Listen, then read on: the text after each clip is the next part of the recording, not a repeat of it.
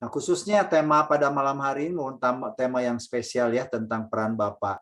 Dan saya perhatikan ya, ini kalau saya bicara di gereja-gereja lain ya, yang paling banyak hadir itu ibu-ibu ya. Ini luar biasa ya.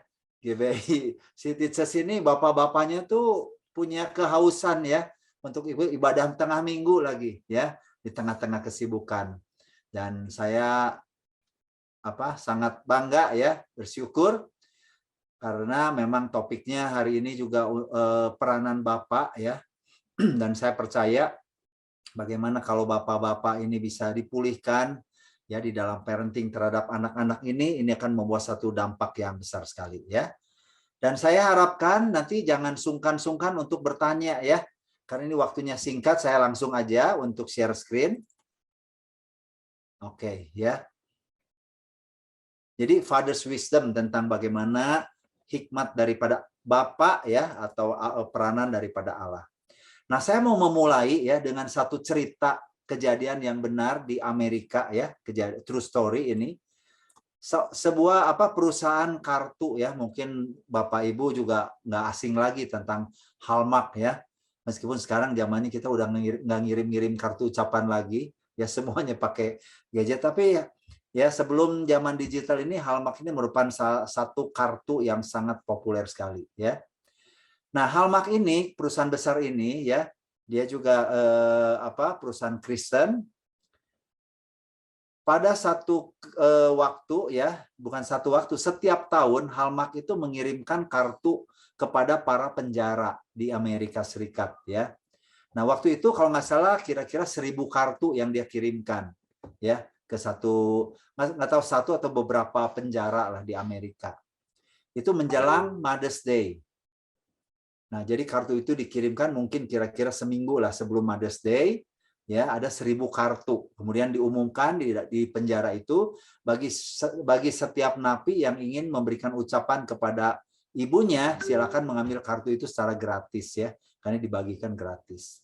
Dalam waktu 1 hari ya, karena memang terbatas jumlahnya, 1.000 itu nggak banyak. Kartu itu udah langsung habis ya. Kartu itu sudah langsung habis dan kemudian minta lagi ke Hallmark-nya. Tapi memang jatahnya ya cuma 1.000, jadi nggak kebagian. Nah, ini menunjukkan betapa ya kartu itu sangat, meskipun napi ya, tapi mereka tuh sangat sayang sama mamahnya ya. Nah, kemudian yang berikutnya setelah menjelang Father's Day, Hallmark mengirimkan tambahan kartu itu karena dirasa sangat butuh sekali ya. Dikirimkanlah 1.500 kartu ke penjara yang sama ya. Kemudian diinikan lagi 2 minggu sebelumnya. Nah, tetapi kemudian 1 hari, 2 hari, 3 hari belum ada yang ngambil kartu itu. Ya, sampai 1 minggu mungkin terlalu lama ya, masih lama. Tunggu 1 minggu, berapa hari, sampai 2 hari sebelumnya yang keambil cuman sekitar 20 kartu dari 1.000. Dan ternyata kartu itu akhirnya setelah Father's Day di refund, di return kembali ke kartu Hallmark. Ini satu true story Bapak Ibu. So what's the point ya? Poinnya apa? Ternyata para napi itu mereka sangat mencintai mamahnya ya dengan segala kondisi mereka, tapi sebenarnya mereka sangat membenci papahnya. Ya, bayangkan dari 1.000 kartu cuma 20 yang kirim kartu keambil ya. Jadi ini menjadi satu perenungan apa yang terjadi ya. Jadi boleh dikatakan kesimpulannya sebenarnya kriminalitas yang terjadi yang dilakukan oleh para napi itu mostly ya related kepada peran ayah di dalam kehidupan mereka. Jadi hampir semuanya itu punya relasi yang sangat buruk dengan papahnya sehingga mereka melakukan kriminalitas tersebut ya. Jadi memang secara tradisional ya kita tahu bahwa peran ayah itu ya yang secara umum adalah cari duit, cari nafkah untuk menghidupi keluarga ya, dan kemudian pemimpin keluarga. Itulah figur yang selalu menjadi satu figur yang boleh dikatakan berlangsung berabad-abad ya. Bahwa pria itu adalah urusannya duit, memenuhi sebagai kepala keluarga. Sedangkan peran ibu adalah lebih ke arah kepada mengurus anak, mengurus rumah tangga. Nah, Bapak Ibu ya, jadi seolah-olah yang benar-benar ngurus anak itu adalah tanggung jawab dari mamahnya, dari ibunya. Ya, bapaknya di luar cari uang atau ya meskipun di dalam rumah tetap ya fokusnya lebih ke arah kepada pemimpin keluarga. Nah, ternyata secara kenyataannya Bapak Ibu ya, apalagi zaman sekarang, anak-anak itu ternyata membutuhkan kedua figur, baik figur ayah maupun figur ibu di dalam proses pertumbuhan kehidupan mereka. Ya. Jadi kalau kita lihat ya sama seperti seekor burung ya. Yang kalau terbang itu nggak bisa cuma sebelah. Kalau burung itu terbang dengan sebelah sayap, apa yang terjadi ya? Bisa mungkin terbang ya. Kalau ibaratnya sayapnya yang satu lagi itu luka atau patah atau gimana ya, burung itu mungkin masih bisa terbang, tapi tidak lagi normal. Ya, dia akan terhuyung-huyung dan terbang seadanya saja. Nah, demikian pula dengan pertumbuhan seorang anak yang dimana ya sayapnya tuh satu kuat, satu lagi lemah. Ada figur ayahnya ada, tapi perannya di dalam kehidupan mereka tuh sangat terbatas sekali. Nah, ini akan membuat waktu anak itu terbang ya itu tidak sekuat kalau dua-dua sayapnya tuh kuat, Bapak Ibu, ya. Nah, ini yang kita perlu benar-benar menyadari ternyata ya peran ayah itu sangat dibutuhkan sekali, ya. Kita perlu membedakan apa sih bedanya kalau gitu peran ayah sama peran ibu. Emang nggak bisa semuanya diserahkan sama ibu, ya. Nah, ternyata memang berbeda sekali perannya itu, ya. Kalau peran ibu tuh fokusnya ke masa kini. Apa yang kamu perlu, mama sediakan. Ya. Jadi lebih kepada providing, menyediakan kebutuhan saat ini. Sedangkan kalau peran ayah itu fokusnya lebih ke masa depan. Kamu nanti mau jadi apa? Nah, inilah yang peran seorang ayah itu harus mempersiapkan kepada future-nya. Sedangkan ibu adalah kepada masa sekarang. Jadi kalau peran ayah kurang, anak-anak itu akan galau, bingung menghadapi masa depan itu. Ya, karena tadi pincang, dia taunya sekarang aja, pokoknya sekarang butuh apa ya ada. Tapi nggak pernah memikirkan tentang masa depannya. Ya. Nah, kalau peran ibu itu kepeduliannya tinggi, ya, caring, nurturing, ya. Sedangkan ayah bicara tentang responsibility, tanggung jawab. Jadi sekali lagi, kalau peran ayahnya kurang, anak yang tidak bertanggung jawab biasanya figur ayahnya yang lemah. Ya, Bapak Ibu kita bisa lihat di sini, ya. Kalau peran ibu tuh memperkenalkan anak sama orang lain. Ini anak saya nih, ya. Ini anak saya nih hebat nih. Ini anak saya nih pinter nih. Ini anak saya juara bla bla bla bla bla bla, ya. Jadi peran ibu biasanya bangga dengan anaknya diperkenalkan keluar. Tapi peran ayah itu justru sebaliknya, memperkenalkan dunia kepada anak-anak. Ini loh nak, dunia itu seperti ini, ya. Kamu harus benar-benar ya, harus kuat, harus bijaksana, harus apa? Karena dunia itu seperti ini. Ya, jadi berbeda sekali Bapak Ibu ya. Dan kita butuh, anak tuh butuh juga dia diperkenalkan kepada dunia dan dia juga butuh ya memperkenalkan dunia kepada anak-anak. Peran ibu selalu fokus tadi kepada memberikan kebutuhan hidup, makannya, pakaiannya, ya, semua kebutuhan itu disediakan. Tapi peran ayah lebih memberikan kepada arti hidup, the meaning of life, ya. Kamu hidup tuh buat apa? Mau apa jadinya? Nantinya mau jadi apa? Terus mau ngapain? Kamu mau menikah dengan siapa? Ya. Nah, inilah kira-kira peran ayah yang dibutuhkan, ya. Peran ibu melindungi dari kejatuhan. Ya, peran ayah justru mengajarkan bagaimana bangkit daripada kejatuhan. Ya, nah ini yang saya pikir perlu ya Bapak Ibu ya. Sehingga memang kadang-kadang seorang anak tuh dia lebih merasakan kasih ibu dari lahir tuh terasa gitu ya. Tapi seorang ayah itu ya, dia akan merasakan ketika dia menjadi ayah. Ternyata nggak gampang. Ya, banyak orang tua ya, seorang ayah yang sudah melakukan banyak hal, anaknya nggak merasakan. Karena memang yang dipersiapkan ayah itu lebih kepada future yang lebih abstrak ya, yang lebih internal.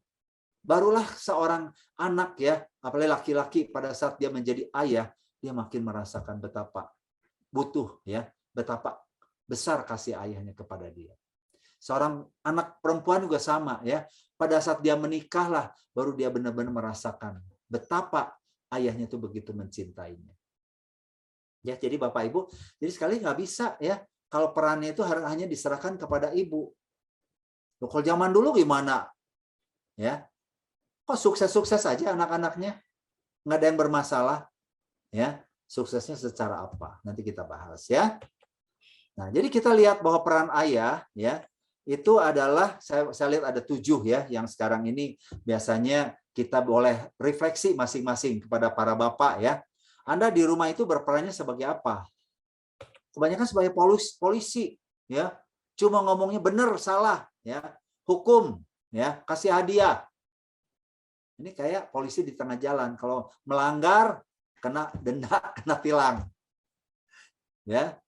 Nah, ini nggak ada grace. Nah, ini peran yang sebagian ayah tuh perannya cuma polisi aja di rumah tuh, ya. Yang kedua ada juga ya ayah yang preman. Kalau salah pukul apa, itu keluar daripada luka emosinya dia, luka batinnya dia.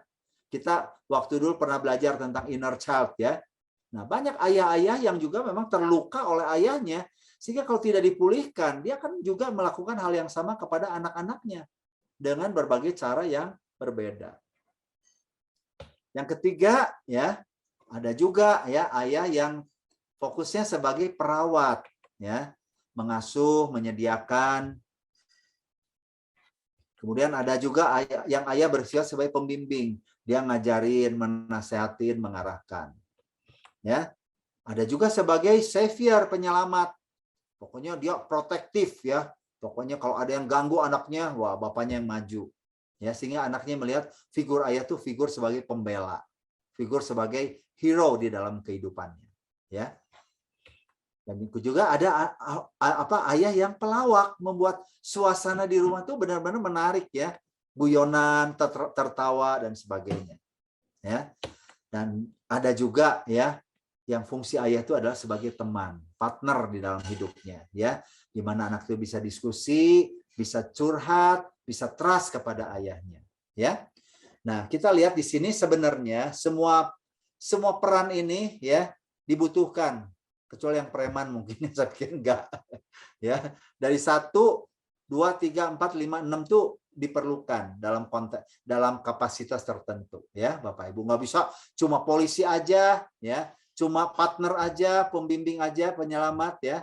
Nah, saya boleh katakan ya, tapi mana yang lebih dominan? Ya, para bapak-bapak ya atau para ibu di sini boleh evaluasi nih. Peran ayah sekarang ini apa saja ya? Nggak cuma 1, bisa aja 2 atau 3. Ya, silakan boleh direnungkan sebentar ya. Kira-kira Anda di rumah itu sekarang ini perannya seperti apa ya? Boleh di-chat ya supaya nggak bosen nih. Silakan, saya pengen tahu. Nggak akan saya sebutin namanya. Coba Anda di rumah berperannya sebagai apa kebanyakannya? Oh, nggak ada peran ya? Silakan, nggak apa-apa ya. Coba kira-kira perannya sebagai apa aja sekarang ini ya, sama anak. Boleh chat ya. Ngomong juga boleh. Pembimbing, oke. Pelawak, wah menarik ya. Siapa lagi? Nggak usah malu-malu ya Bapak Ibu ya. Supaya Polisi, kita Pak. mengerti. Kenapa? Polisi. Polisi, ya. Oke. Teman main, good ya. 1 2 orang lagi, silakan. Bingung ya? Ini 2 pertanyaan nih. Nggak nulis ini, kayaknya nggak pernah mikirin perannya. Atau masih ada peran lain, nggak tahu. Silakan boleh di chat juga ya. Mungkin aja di luar 7P ini, saya suka ya pakai kata yang sama. Saya bikin aja peran ayah, ya polisi, preman, perawat, pembimbing, penyelamat, pelawak, partner. Hampir semua Pak. Waduh, puji Tuhan ya. Berarti Anda cukup seimbang di rumah itu ya. Oke. Jadi memang kita perlu evaluasi ya. Nah, kalau perlu ya nanti di rumah coba diskusikan sama istri dan anak. Ya. Ada nggak peran-peran yang mereka dambakan dari saya sebagai Bapak itu, ya? Nah, mungkin Anda perlu belajar, ya. Karena aku nggak bisa ngelucu, aku yang bisa pelawak, ya lihat aja film-film lucu bodor ya, atau baca-baca buku apa gitu. Itu bisa dipelajari semuanya, ya. Nah, sebagai dasar firman Tuhan menarik ya. Kita lihat di sini, saya tidak menunjukkan banyak ya kepada Bapak, tapi di sini satu ayat Efesus 6 ayat 4 dikatakan, dan kamu Bapak-bapak janganlah bangkitkan amarah di dalam hati anak-anakmu, tapi dididiklah mereka di dalam ajaran dan nasihat Tuhan. Ini saya pikir-pikir kenapa ya ayat ini nggak ada, dan kamu ibu-ibu ya, janganlah bangkitkan amarah di dalam hati anak-anakmu. Ya, saya dengan istri pernah berdiskusi tentang hal ini ya. Kalau saya pukul anak saya, kalau saya marahi anak saya ya, mereka tuh lebih marah ya daripada kalau dipukul sama dimarahin sama istri saya. Nah, setelah saya tanya beberapa orang ya, memang ini menarik sekali ya. Apa yang dilakukan ayah ya, itu kalau salah itu bekasnya dalam loh sama anak-anak itu. Ya, jadi makanya kenapa firman Tuhan juga janganlah bangkitkan amarah di dalam hati anak-anakmu. Ya, memang jadi nggak gampang jadi ayah ini. Ya, para bapak ya dan para ibu juga sebagai penolong ya. Nah, kita harus lihat ya, kenapa Tuhan ya memberikan tugas yang begitu besar kepada seorang laki-laki sebagai ayah ini?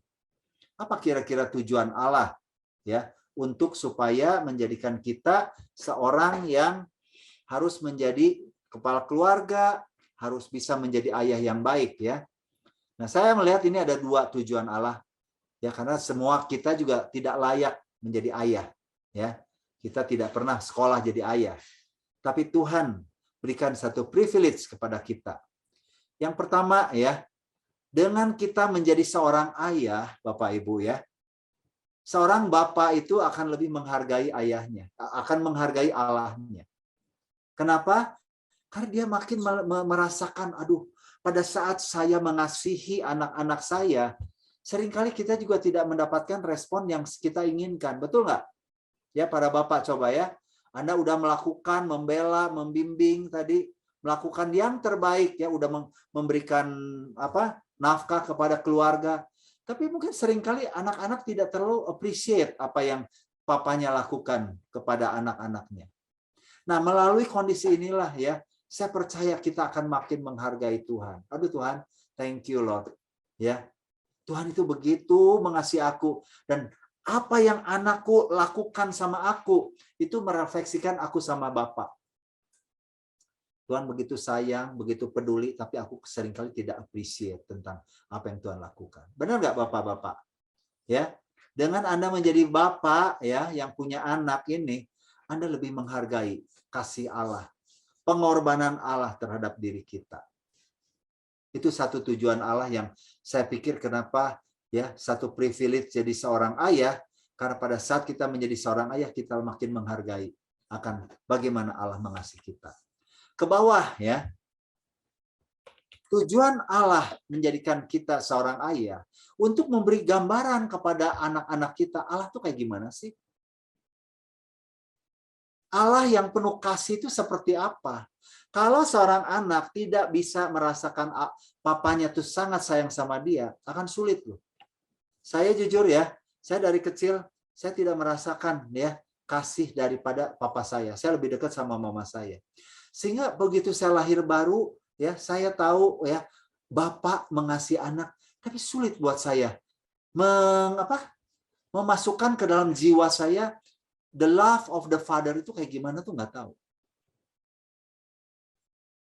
Nah, jadi inilah Bapak Ibu ya, kenapa peran ayah itu penting. Kalau Anda tidak bisa memberikan kasih yang diharapkan oleh anak, anak akan bisa mengerti Allah tuh kayak gimana. Makanya maaf kata ya, banyak aktivis hamba Tuhan yang anaknya tuh setelah remaja atau pemuda ya, malah lari daripada Tuhan. Karena dia tidak bisa melihat gambaran Allah di dalam diri bapaknya sendiri. Bagaimana mungkin dia bisa melihat gambaran Allah yang abstrak, yang tidak kelihatan kalau dia sendiri tidak melihat bapaknya seperti apa. Jadi ini kita lihat ya tujuan Allah. Ke atas Bapaknya akan lebih menghargai Allah, ke bawah kita punya satu tanggung jawab untuk memberikan teladan. Bagaimana anak-anak kita ini bisa menjadi seorang Bapak yang baik. Ya. Nah, goalnya is not to become a perfect father. Nggak ada satupun yang bisa menjadi seorang ayah yang sempurna. But to point our kids to the perfect God. Ini bagus sekali ya statement ini ya. The goal of the parents, the father, is not to become a perfect father. Kapanpun kita nggak akan bisa jadi perfect father. Tapi tugas kita adalah point, ya, menunjukkan, membimbing anak-anak kita kepada perfect God.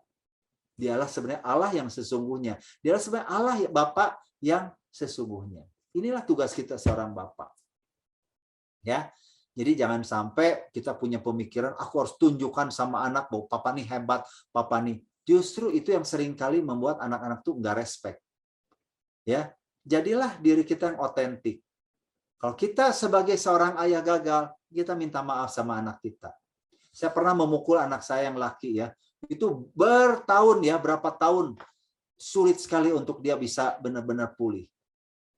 Ya, sampai saya setelah ikut konseling, saya belajar bagaimana rekonsiliasi dengan anak saya. It takes years gitu ya. Sampai anak saya sampai bilang sebelum dia ke Amerika, ya dia bilang, you are my friend, you are my best dad katanya ever. Apa yang saya lakukan? Saya hanya merendahkan hati saya, minta maaf atas ketidaksempurnaan saya sebagai seorang ayah. Ya, tapi ya saya bersyukur buat Allah lah yang sempurna yang menjadi ayah daripada anak-anak saya. Jadi sekali lagi ya, jangan Anda putus asa sebagai seorang ayah, ya. Fokuskan bahwa kita harus membawa anak-anak kita kepada perfect God because he is the perfect father, ya. Kemudian yang ketiga ya. Yang ketiga ini waktunya aduh cepat sekali ya.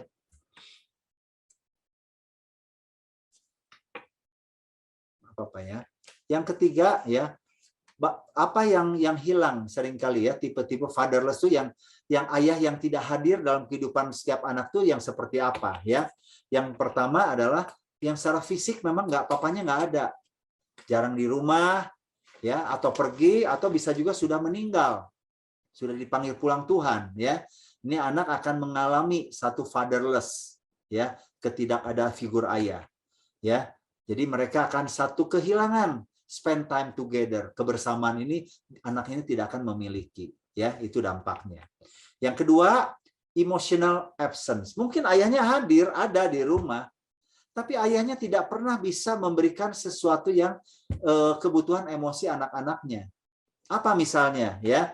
Misalnya satu affirmation, satu pujian, ya, satu kata aku sayang sama kamu, nak. Aku bangga sama kamu, nak. Aku benar-benar tuh ya merasa bersyukur atas kamu. Nah, inilah kebutuhan emosi yang dibutuhkan oleh setiap anak ya. I'm so proud of you, I love you ya. Thank you dan sebagainya. I'm sorry ya. Itulah kebutuhan emosi anak. Waktu saya pukul anak saya itu ya, kebutuhan emosinya begitu hancur dan hanya itulah yang saya bisa lakukan dan ternyata itu yang bisa memulihkan. Yang ketiga ya.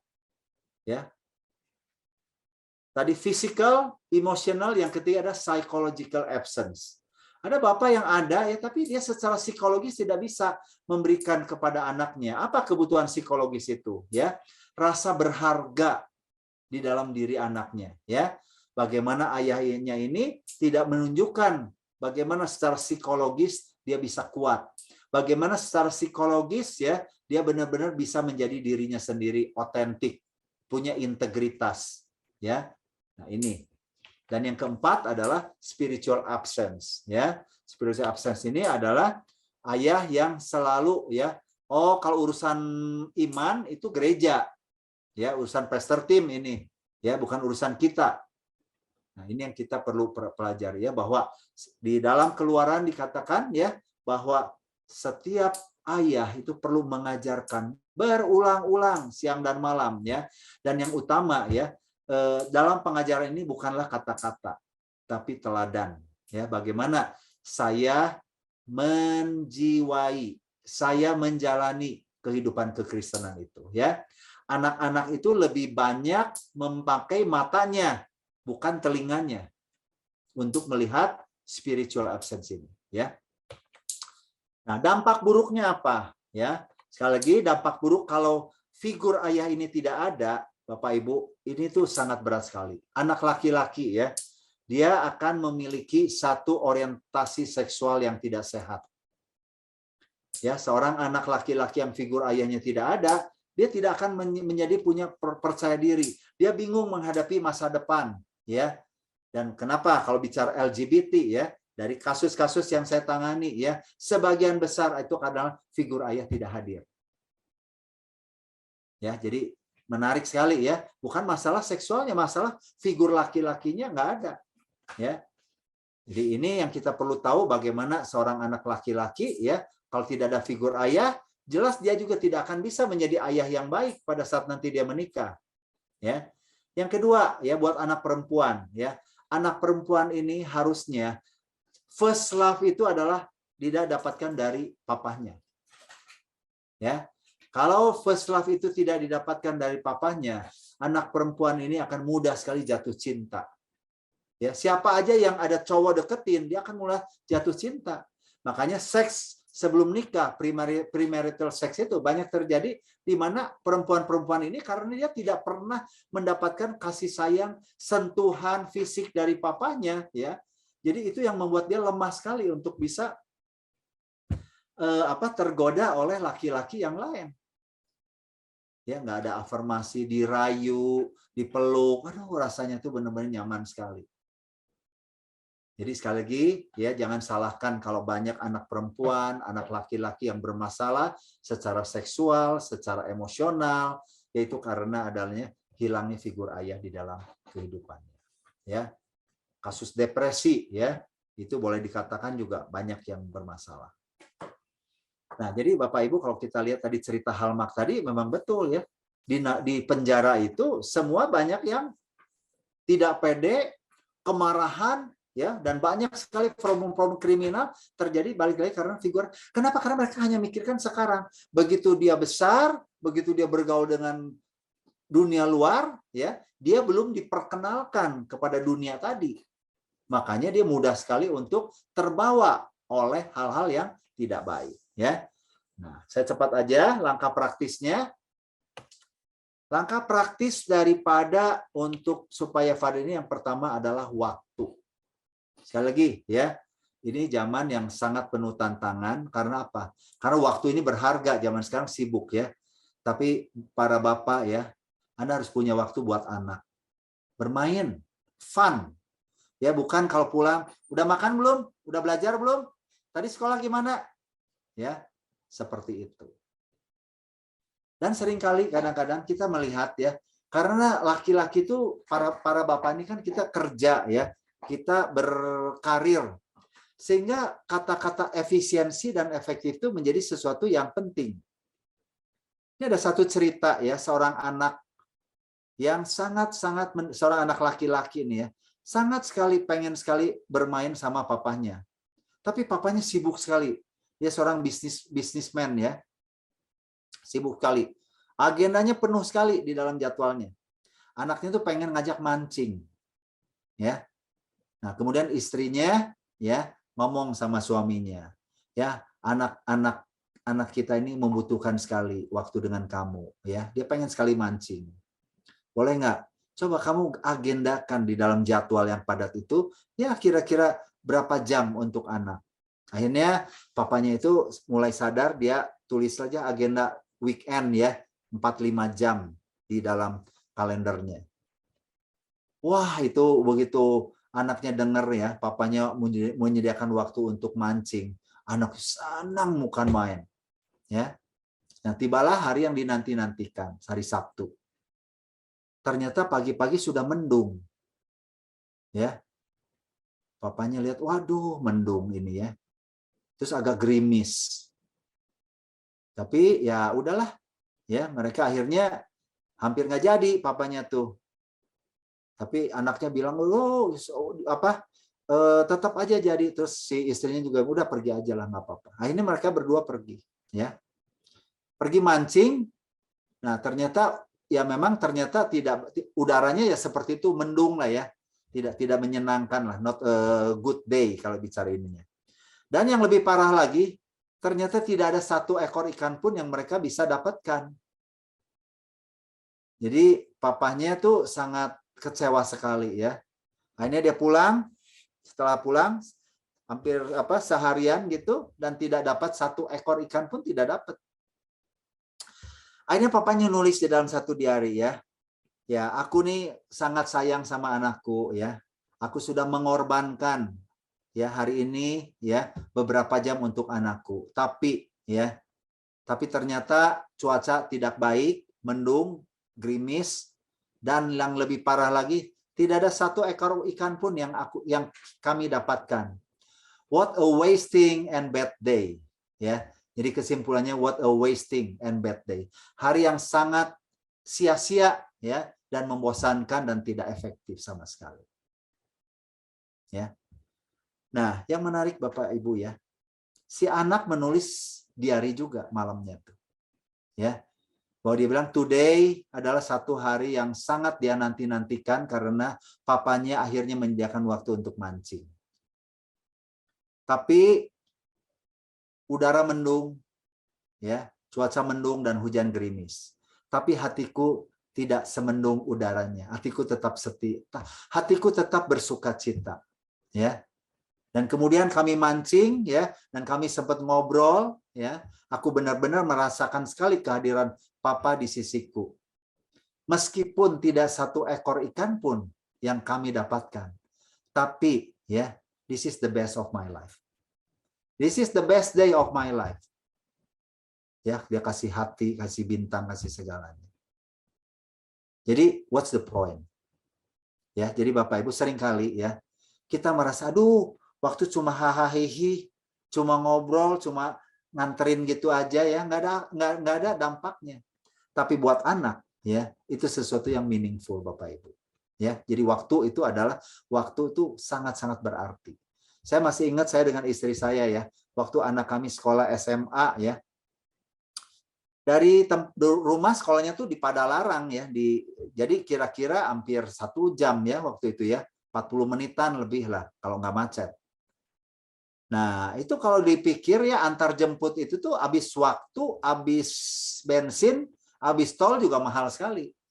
Dan di sekolah itu ada bis juga sebenarnya ya, bis antar jemput kita bayar cuman satu orang berapa, 400.000 lah 1 bulan. Jauh lebih murah kalau daripada kita antar jemput sendiri. Tapi waktu itu saya dengan istri saya ya, karena saya juga nggak terlalu sibuk ya, kita putuskan untuk antar jemput. Dan yang menarik adalah komentar dari anak-anak ini. We are so proud ya. Teman-teman tuh dijemput sama sopir, kita ini disebut sama papi, sama mami. Ya. Jadi ini yang kalau dihitung uang, dihitung efisien, nggak efektif sekali. Tapi justru ya, pada saat kita menyadari waktu itu baru waktu yang sebenarnya fun, waktu yang idle, waktu yang bukan formal-formal. Ya. Kedua adalah ajarkan kebenaran firman Tuhan itu bukan dengan kata-kata, tapi dengan teladan. Bagaimana saya menghidupi?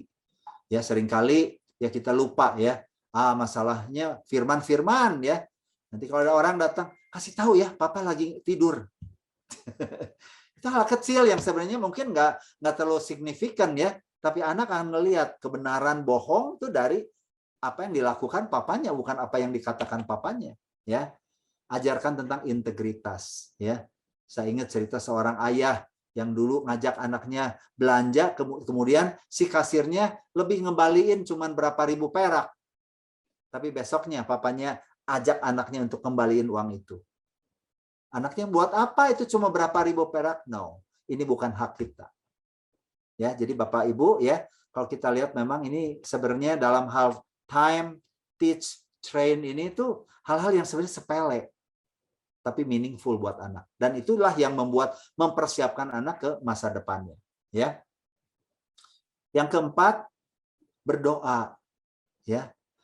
Selalu tanya anak itu apa yang Papa bisa doakan. Jangan doanya tuh doa makan, doa tidur, doa syukur aja gitu ya. Kita harus berdoa lebih spesifik kepada struggle anak-anak. Apalagi udah masuk kepada masa-masa remaja tuh, baik anak laki, anak perempuan tuh banyak sekali. Nah, biasanya peran ayah kurang di sini. Ya doanya lebih karena doa yang formal-formal begitu ya. Nanti kalau ada ulang tahun, papanya yang doain ya. Doa makan, doa tidur, dan sebagainya. Tapi doakanlah secara spesifik. Apa pergumulan kamu? Apa yang papa bisa doakan saat ini? Ya. Dan yang kelima, saya pikir penting juga ya, itu tentang blessing.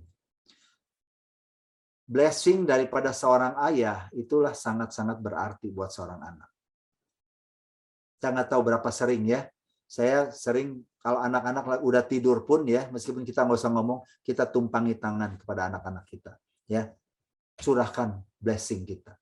Kita lihat di dalam perjanjian lama ya, bahwa blessing dari father itu sangat-sangat penting sekali. Waktu Yakub sama Esau itu ya, mereka rebutin tuh blessing dari father, itu pengaruh sekali. Ya, dan bagaimana juga dalam blessing ini forgiveness ya. Penting sekali dilepaskan karena banyak ayah juga yang memang punya kemarahan ya, punya kekecewaan kepada anak-anaknya ya. Jadi sekali lagi 3T 2P. Time, teach, train ya, dan pray and pour. Ya, jadi Bapak Ibu sekali lagi inilah langkah-langkah praktis. Sekali lagi berapa banyak sih waktu yang kita sediakan buat anak? Ya, banyak kan, dan juga sebenarnya kebanyakan kita mungkin ada ya. Udah saya antar les atau saya antar berenang. Antar berenang, bapaknya sibuk ngerja. Ya, time di sini adalah time yang benar-benar tuh bisa engage dua-duanya. Berenang berdua, naik kuda, mau lompat sama-sama. Inilah yang saya pikir yang akan jadi memorable buat anak tersebut. Ya, jadi bukan nganter seperti sopir. Ya, kayak saya sebagai sopir, tapi begitu anak datang, kita jadi ngobrol. Ya, ada friend bisa ketawa-ketawa, bisa apa. Nah, inilah yang saya pikir tuh sepertinya balik lagi cuma begitu aja. Tapi inilah yang akan diingat oleh anak. Bukan wejangan nasihat dari seorang papa, bukan. Ya, tapi hal-hal yang gini, bagaimana mengajarkan kebenaran, bagaimana melatih integritas dalam kehidupannya, bagaimana mendoakan pergumulan. Aku ingat dulu waktu aku lagi down sekali, papa doain aku. Papa hadir dalam kehidupanku, ya. Nah, hambatannya apa, Bapak Ibu ya? Hambatannya apa? Kita tahu ini sesuatu hal yang penting ya. Tapi hambatan apa yang seringkali dialami oleh seorang ayah ya? Yang pertama, ya memang kita nggak ada pernah teladan dari orang tua kita. Kita nggak pernah sekolah jadi papa gimana yang baik ya. Kita cuma lihat dari figur ayah kita. Jadi nggak tahu gitu loh ya. Ilmunya cuma apa yang kita lihat dari orang tua. Orang tua kalau misalkan marah itu cuma dua ilmunya. Kalau nggak diam, meledak, ngamuk, bentak. Ya. Nah, jadi kita juga sama. Jadi misalnya saya nggak suka papa saya tuh meledak kalau marah, nada tinggi, maka saya jadi diam. Nah, diam juga nggak benar gitu ya. Kita waktu itu saya pernah bagikan ya tentang konflik management, tipe kura-kura atau tipe hiu ya. Nah, kita taunya cuma dua itu aja. Kalau nggak diam, ngambek, nada tinggi. Nggak pernah belajar untuk dengan nada yang rendah ya kita mengutarakan apa yang kita mau ya. Jadi sekali lagi ya, ini dari GBI City Church ini menurut saya seminar-seminar seperti ini tuh seminar yang praktis yang dibutuhkan. Gimana sih jadi orang tua yang baik itu? Gimana sih cara rekonsiliasi itu? Gimana sih cara berkomunikasi itu ya? Nah, yang kedua ya luka emosi yang belum dipulihkan ya. Sekali lagi orang yang disakiti pasti akan menyakiti. Jadi kalau Anda sadar atau tidak sadar menyakiti anak-anak Anda, berarti Anda adalah orang yang tersakiti, yang belum dipulihkan. Ya, ini perlu sekali untuk setiap para orang tua, baik Pak, sebenarnya ini bukan cuma untuk ayah ya, untuk ayah, untuk ibu perlu dipulihkan, cek emosinya seperti apa, ya. Yang ketiga, terlalu sibuk bekerja atau pelayanan. Ya, sekali lagi memang yaitu konsep bahwa papa tuh harus kerja, harus sibuk ya. Nah, jadi banyak juga ya nggak salah Tapi kalau kebablasan, balik lagi, ini akan menjadi problem. Ya, kita selalu excuse-nya untuk demi keluarga, ya. Tapi sebenarnya keluarga tuh butuh apa? Zaman sekarang yang lebih valuable bukan uang, bukan barang, tapi waktu. Ya, waktu kebersamaan ini udah sangat-sangat berharga sekali. Tempat tadi kita tidak memiliki parenting skill. Ya. Jadi mirip tadi karena udah tidak ada teladan, kita tidak memiliki, makanya kita butuh sekolah. Ya. Baca buku, ya. Dengar seminar, lihat khotbah. Saya lihat sekarang khotbah-khotbah di gereja juga bukan lagi cuman konsep, udah ada aplikasinya gimana, ya. Saya senang sekali banyak hamba-hamba Tuhan juga yang sebenarnya sekarang tuh ya dalam khotbah itu lebih banyak juga aplikasinya gimana, ya, nggak cuma kasihilah, ya. Nah, cara ngasihnya gimana? Itu seperti itu, ya. Nah, yang kelima yang ini yang saya minta tolong ya kepada para ibu-ibu, para istri ya. Sekali lagi tugas para bapak, para suami itu berat. Ya, nggak mudah. Nah, seringkali istri-istri itu kurang sabar. Aduh, greget nih suamiku, harusnya tuh kamu tuh banyak ngomong sama anak, kamu tuh harus banyak ini nih. Tapi karena suaminya tuh diam, suami itu nggak berperan, suami itu lamban, akhirnya dia yang take in charge. Ya, sekali lagi ibu-ibu ya, bersabar ya. Begitu Anda take in charge, take control ya, suami Anda akan semakin pasif, semakin tidak berperan kepada anak-anaknya. Ya. Nah, inilah makanya perlu ya konseling suami istri bagaimana parenting yang baik itu, ya. Nggak bisa. Jadi memang saya menemukan ya istri juga nggak disebut salah sekali. Mereka juga sebenarnya semua wanita tuh nggak ada yang mau kontrol, nggak ada yang mau dominan. Tapi berhubung mereka tuh bilang karena suaminya tuh kurang gesit, kurang cepat, kurang tanggap, makanya dia take control. Tapi sekali lagi ini tidak menolong, ya. Ini akan membuat peran ayahnya semakin hilang. Ya, oke. Jadi terakhir, jadi solusinya gimana nih? Kalau misalnya seorang anak ya, memang dia tidak mendapatkan figur ayah, misalkan baik secara fisik tadi udah nggak ada, ya, atau secara emosional, secara spiritual, secara psikologi, ya, nggak ada solusinya gimana, ya? Ya memang yang pertama adalah harusnya, ya, papanya belajar berubah, ya. Tetapi ya seringkali juga ya kalau memang papanya nggak bisa berubah, nah ini yang disebut dengan reparenting. Setiap anak tetap butuh dua sayap tadi itu kuat. Jadi kalau cuma figur mamahnya aja, ya anak bisa dapat figur ini mungkin dari kakeknya, dari pamannya, dari pembimbing rohaninya, dari pendetanya, dari siapapun perlu ya diisi figur laki-laki ini. Ya. Nah, sebagai penutup ya supaya kita ada waktu tanya jawab, saya ingin tanya kepada bapak-bapak sekalian ya, apa tandanya Anda sudah berhasil berperan sebagai ayah bagi anak-anak Anda? Boleh nggak? Saya minta coba ya, kita kasih pendapat nih supaya nggak bosan dengar suara saya. Saya ingin kalau bisa dari Bapak Ibu sekalian ya, ibu-ibu juga boleh ya kasih penilaian. Kira-kira menurut Anda apa sih tandanya seorang ayah ini merasa, oh inilah yang sudah saya lakukan yang terbaik. Bukan berarti tadi perfect father ya, nggak ada. Ya, tapi tandanya apa? Boleh nggak? Saya minta masukan. Silakan mumpung banyak nih ya bapak-bapak di sini yang hadir. Apa tandanya seorang ayah dikatakan berhasil ya, dalam bukan arti sempurna.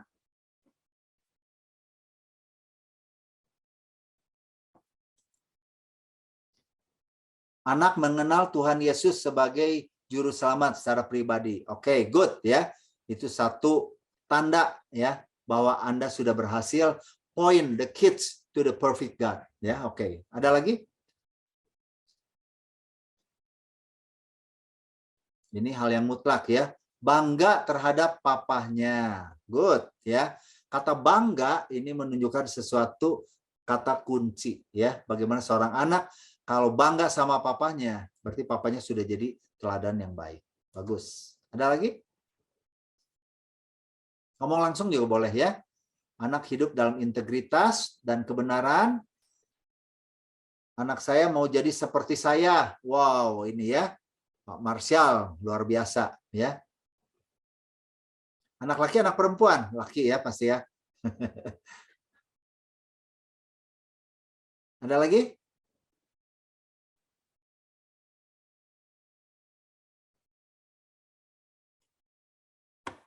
Oke ya. Jadi silakan nanti dipikirkan lagi ya apa tandanya. Nah, jadi saya mau kasih tahu bahwa tandanya tadi betul ya. Kita sudah menyelesaikan tugas kita membuat anak itu bergantung nanti kepada pemiliknya, yaitu ayahnya. Nah, satu tanda yang paling praktis tadi oleh Pak Marsyal ya. Kalau anak laki dia bilang aku mau jadi seperti papa. I want to be like daddy. I want to be ya like papi. Itulah salah satu bahwa Anda sudah berhasil. Kalau anak laki-laki Anda ya pengen menjadi seperti Anda. I want to be like my dad. Itu sesuatu yang sangat membanggakan. Bukan berarti kita udah sempurna sekali ya, tapi kita sudah menjadi contoh teladan yang nyata bahwa anak saya kepengen menjadi seperti saya. Ya, saya waktu dengar anak saya Raymond ya mengatakan, aku mau jadi kayak papi nantinya. Itu sesuatu yang kayaknya nggak bisa diukur ya, kebanggaan kita, sukacita kita. Dan kalau anak perempuan, aku mau cari suami kayak papi. Ya, apakah anak perempuan Anda bilang gitu nggak? Ya, kalau anak perempuan Anda bilang gitu, waduh, ya, puji Tuhan, ya, berarti Anda sudah lakukan yang terbaik, ya.